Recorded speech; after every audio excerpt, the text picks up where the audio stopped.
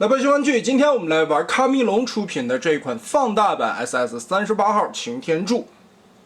玩具的车型其实上手感觉这个尺寸还是挺大的，车型长度在17.5公分左右，宽度也来到了7.5公分左右。这个车头的大小，我感觉跟 MP10似乎也差不了太多。放到这么大的尺寸啊，其实还是挺恐怖的。整体车头这一块的面板缝隙的密合度相当的好啊，很整齐，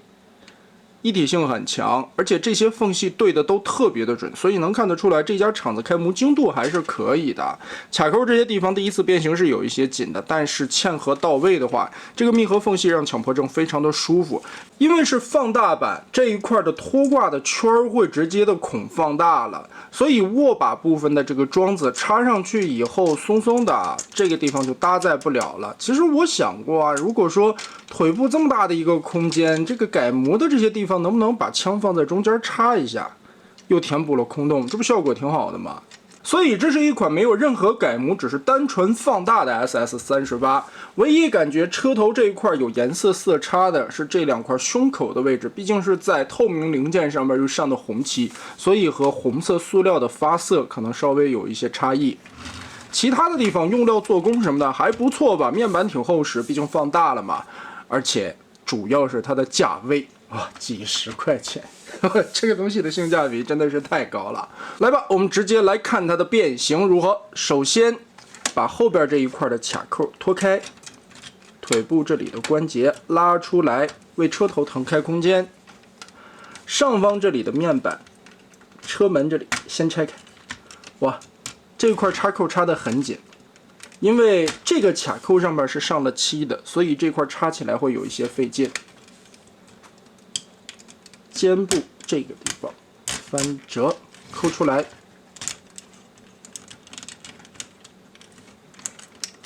窗户对折，拆这个也是有先后的顺序的，尤其这个放大了以后，卡扣这些地方明显的感觉阻尼感会很重，所以如果不把顺序搞对的话，尤其在密合车型最后这一块的时候啊，这些卡扣是一个搭一个的。手拉出来，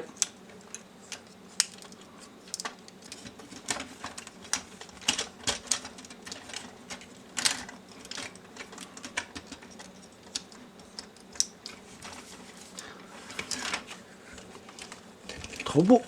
拉开，这一块的盖子翻折，这个时候上半身旋转180度，倒腾过来，脑袋插回去，胸口这里对过来，这块变完，我们就可以把腰部折叠90度拉起来，轮子叠进去，这一片背甲翻过来扣上。上半身搞定之后，来看腿部，左右分开，把这一块拖挂折进去，脚丫子拆开卡扣，旋转180度，注意到这一边，再进行旋转翻出。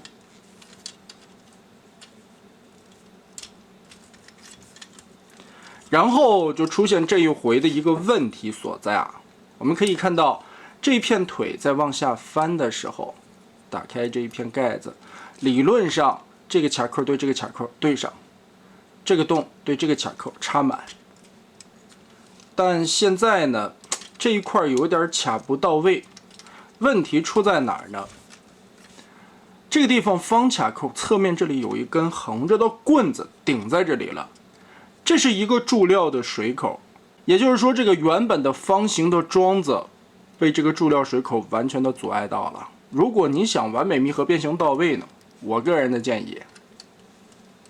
咔嚓掉。不要担心啊，这个地方完全不影响，剪掉了它，你才能变形到位。因为最后这个扣子密合过来，中间的这个方孔是要卡在这个方桩子上边的，横着的那个棍子只会阻碍到它。哎，这回小腿才能完美的贴合。然后我们把这一片翻下来。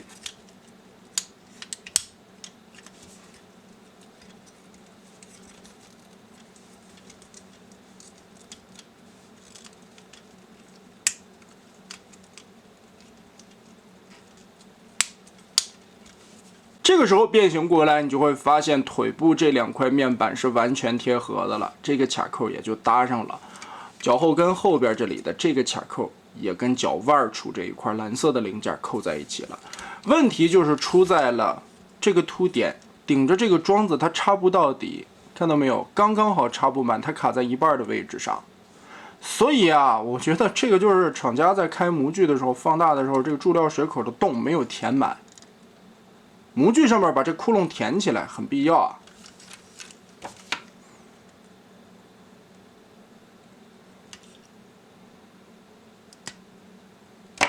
一刀切掉就好。看，这回就完美的贴合，没有留缝隙了。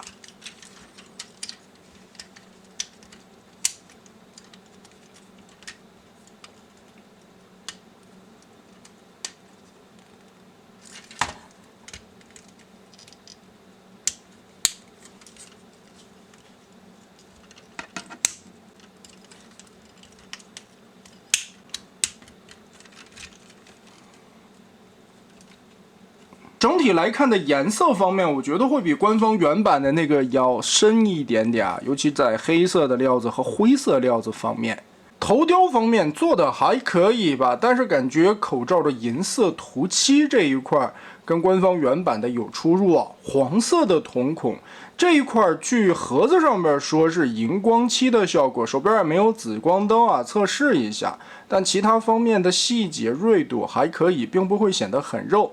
就是我觉得，